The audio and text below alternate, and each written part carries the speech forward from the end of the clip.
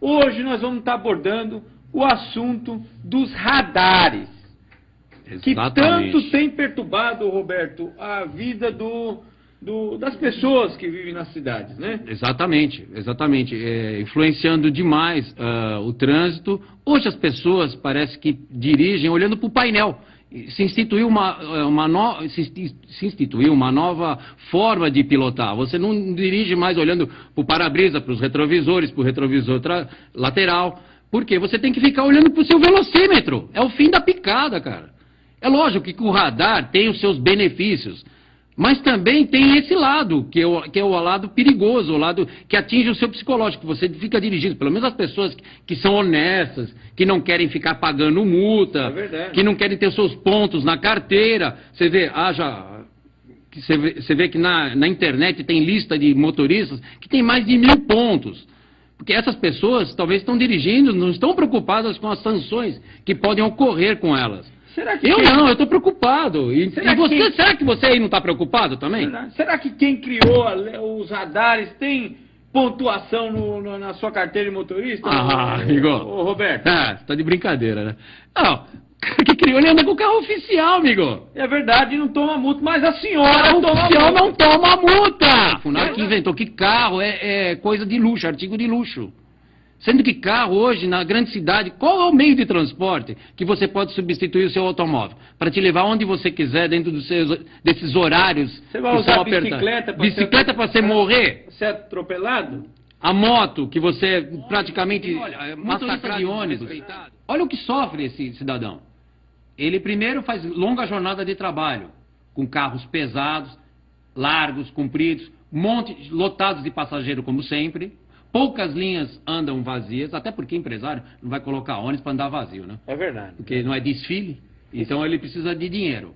Ele precisa de dinheiro para sustentar o sistema. É verdade. Então, ele vai andar com o ônibus cheio. Então, ele tem que olhar a porta traseira, o cliente que reclama, o velhinho que vai subir, que tem dificuldade, que vai descer, a campainha, a porta dianteira, o trânsito, o motoqueiro que fecha, o carro que entra na frente, a pessoa que para no ponto para descer passageiro e ocupa o espaço do ônibus. E tudo isso daí, e mais o radar. Quer dizer, ele tem que olhar tudo isso, e ainda o velocímetro. Porque eu vou me lascar, porque você que é honesto aqui nesse país, você só se lasca. Tá ouvindo? Você se lasca. Quem é honesto só se ferra. Por quê? Porque você que dirige aí, como eu, vai ficar prestando atenção no semáforo, no radar, e mais, no assaltante, no flanelinha, na porcaria do buraco, né? E dá tempo de olhar para o radar. Essa porrada de imposto, 50% do valor do caminhão é imposto. Como se fosse punir, porque quando começou essa alta dos impostos dos veículos, sempre foram altos. Mas com o Dilson Funaro aumentou mais ainda. Porque ele classificou os veículos como bens supérfluos. E bens supérfluos são como bebida, cigarro. Supérfluo, você não depende disso para viver. Você depende de cigarro e bebida alcoólica? Não, mas em um caminhão... Você depende. Você depende. É um novo boleto. Pior ainda. Pior ainda. E aí, se você não pagar, você está em atraso. No atraso, você não tem direito ao atendimento. Diz um e-mail. Não, um absurdo.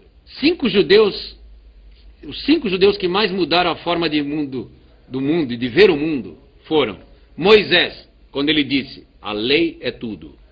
Jesus, quando disse, o amor é tudo. Marx, quando disse, o capital é tudo. Freud, quando disse, o sexo é tudo. Depois veio Einstein e mandou tudo a merda quando disse, tudo é relativo. Até o próximo programa, terça-feira que vem, estaremos aqui ao vivo a partir das 13 horas com mais um Alerta Brasil.